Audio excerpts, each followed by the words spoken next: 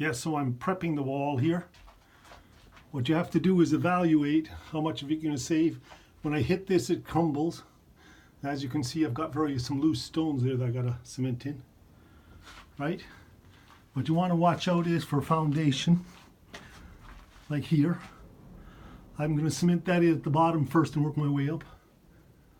You have to be careful you don't pull out too much. Look at that lovely big stones here. One here and one here. I've uncovered them. Found some on the corner here that are lovely. But it does need cementing in. I've wetted that a little bit, but it's going to look good. And I've done this wall out partial. And as you can see, I got so far, and then I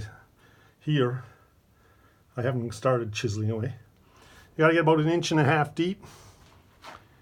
And then you're going to have to cement it in again. So there's a lot of work involved.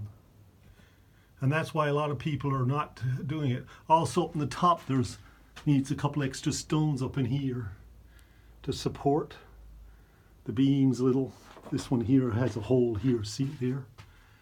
Gotta make sure that's cemented back in. And there's a little foundation hole there which needs to be repaired, and down in here, right there needs foundation repair. But in general it's cleaning up nicely. I'll just show you the room itself. Step down off the step here. Back up. And there you go. I've cleaned up the room nicely. And as you can see, my wall is to there. Now most I do that one wall all the way back and see what I'm going to do with the other stuff.